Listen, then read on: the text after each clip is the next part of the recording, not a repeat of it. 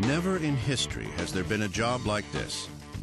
And yet, the American presidency as we know it today may never have existed had it not been for one man. I think one can debate Washington's intelligence and perhaps his political savvy, but what you cannot debate was the fact that this man was the embodiment of the revolution, and in fact now would become the embodiment of the new American Republic. Washington is the only president who was ever unanimously elected, who ever got every single vote in the Electoral College, and he got that twice. Number 1, George Washington, Federalist, 1789 to 1797, 57 years old, from Virginia. George Washington's inauguration took place on April 30th, 1789 at Federal Hall in New York City.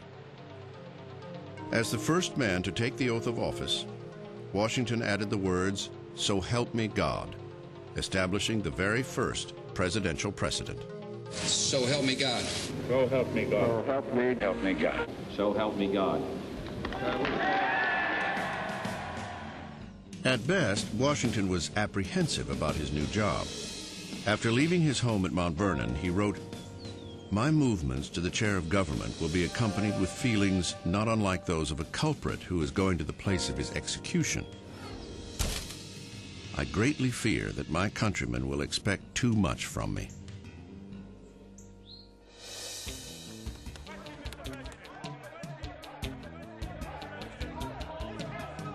There were many questions about this new job, this president person.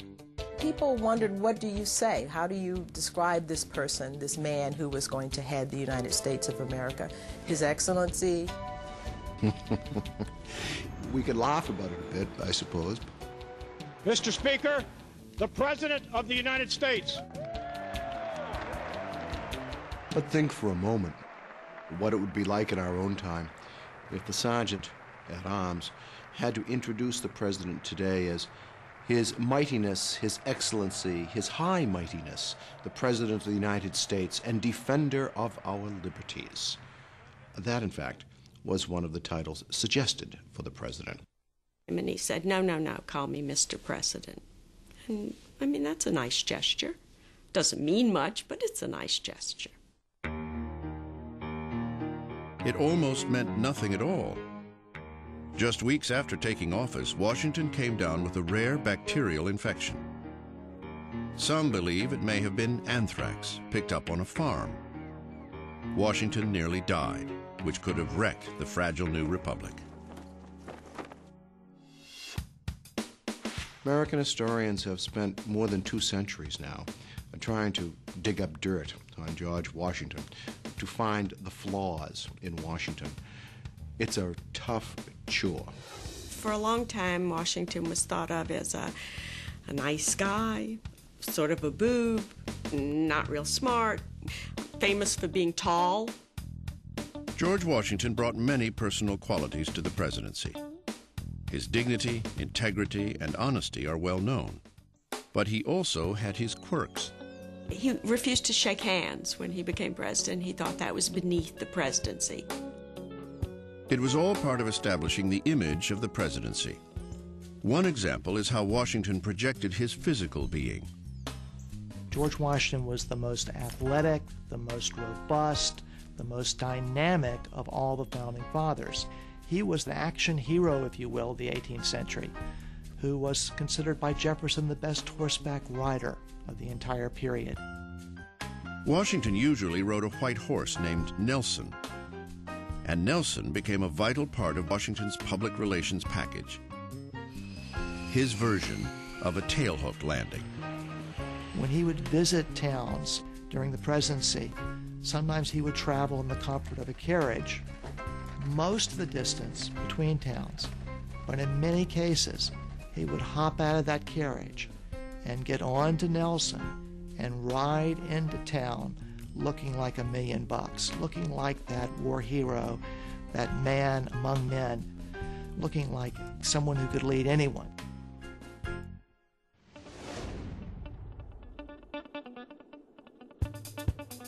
Washington traveled extensively during his presidency. deliberately visiting every state in the new Union. Along the way, he bought American landscape paintings. Many still hang at Mount Vernon. By doing so, he became America's first great patron of the arts. Being first was a Washington trademark. We all knew that he was first in war and first in peace and first in the hearts of his countrymen. But we never knew such things as the fact that he was first in dancing, a minuet man. George Washington loved to dance, and at presidential receptions had ladies waiting in line for one dance with the president. Another thing that he never got credit for, he was first in interior decorating, for example. He was always working on fixing up Mount Vernon. Even during the Revolutionary War, he was into designing uniforms. He never got credit. He was like the Calvin Klein of his day. And he was first in gambling. He would bet on anything. He may have had certain personal foibles, but in terms of political leadership, the man was a marvel. Now, I don't know if Washington fully understood what his role was, but he was a man accustomed to commanding. Washington as a general, the way he commanded was to have frequent councils of war and to get everyone's opinion, and then he would judge. And this is the same way he ran his administration as president. He seems to have been a very, very good judge of character and at the same time a good judge of people's talents. So he surrounded himself with people who would do their job and in the process make him look good. In creating the executive branch of government, Washington hired men he knew and trusted. Brilliant men of great talent. Certainly, his first cabinet is probably the best we've ever had. When you have Hamilton at Treasury and Jefferson at State and Henry Knox at War, it just makes every subsequent one look like a pickup team. A chief among them, of course, Alexander Hamilton. I think bringing Hamilton in as Secretary of the Treasury was his landmark achievement, because in fact Alexander Hamilton set the course of this country in terms of its economy. What Hamilton did was build the framework of a national banking system. As a first step, he proposed that the new government assume all the leftover war debt of the 13 original states, thereby establishing a federal line of credit. In order to get that done, he had to make a deal with people who were reluctant to have it done. These included people such as James Madison and Thomas Jefferson of Virginia, a state that had paid off most of its war debt. The issue of assumption, as it was called, became Washington's first test as president. Behind closed doors, he urged Madison, Jefferson, and Hamilton to consider a compromise. What he offered in return was the location of the nation's capital. The deal was straightforward.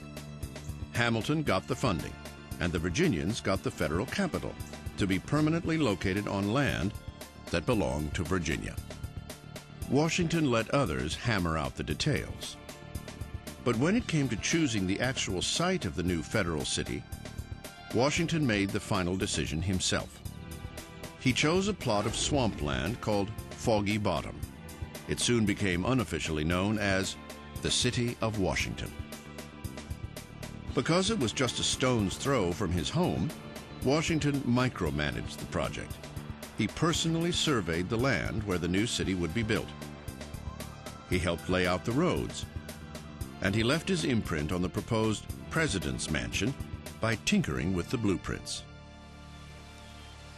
The building would not be finished until November 1800, a year after Washington's death.